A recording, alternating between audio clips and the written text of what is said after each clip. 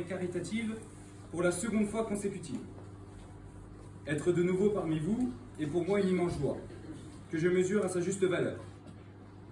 Ce soir, dans cette atmosphère empreinte de chaleur humaine et d'espérance, je ressens une véritable communion de cœurs et d'âmes pour soutenir ensemble une œuvre dont la portée dépasse largement les frontières de la ville de Nîmes. Le Cercle Saint-Louis, Roi de France, incarne pour de nombreuses villes de France qui nous suivent attentivement la mise en pratique vivante des enseignements des évangiles, l'amour du prochain, l'attention aux plus faibles et la fidélité aux valeurs chrétiennes qui fondent notre civilisation. Chaque dimanche soir de l'année, quelles que soient les rigueurs du climat ou les défis logistiques, des repas sont distribués à plus d'une centaine de sans-abri. Ces repas, bien plus qu'une aide alimentaire, qu'une aide matérielle, sont un véritable message d'espérance. Ils rappellent à ceux qui les reçoivent que même dans l'adversité la plus profonde, il existe des mains tendues, des cœurs ouverts et des regards bienveillants, exempts de jugement. Cette action éclaire les existences de ceux qui traversent des épreuves et nous invite, par son exemple, à nous engager à notre tour. Cette année encore, nous avons constaté une augmentation significative de la fréquentation avec une hausse de plus de 25%, témoignage éloquent de l'ampleur croissante des besoins. Depuis la création de cette œuvre de charité, ce ne sont pas moins de 18 230 repas qui ont été distribués.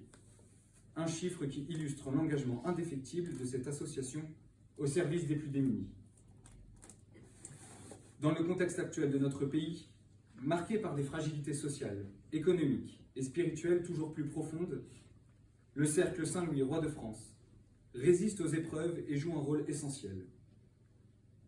Notre engagement collectif témoigne de la vitalité de nos valeurs chrétiennes et royales, ancrées dans notre histoire et notre foi. Elle se renforce et se déploie dans des gestes concrets et des engagements sincères. Je tiens à souligner combien votre dévouement est précieux, chers bénévoles. Lorsque les ressources financières viennent à manquer, vous nous rappelez que la véritable richesse ne réside pas dans les biens matériels, mais dans la générosité du cœur. Chaque dimanche, vous êtes présents, fidèles à votre engagement, et vous offrez un exemple inspirant. Par vos actions, vous redonnez dignité et chaleur à ceux que la vie a blessés, leur signifiant sans mots qu'ils comptent, qu'ils ne sont pas seuls, qu'ils sont aimés. En ce jour où la cathédrale Notre-Dame de Paris réouvre ses portes au monde entier, inspirons-nous de l'extraordinaire œuvre des 2000 compagnons qui ont participé à sa reconstruction. Devenons, à l'image des bâtisseurs de cathédrales, des bâtisseurs de charité au sein de notre association. En ma qualité de président d'honneur, je ressens une fierté d'être parmi vous, ce soir. Notre engagement revêt une noblesse incontestable sous la bannière de notre bon roi Saint-Louis. Je tiens à adresser mes remerciements à notre président et fondateur, M. Germain. Son dévouement, sa fidélité, sa confiance et sa bienveillance méritent toute notre admiration et notre gratitude.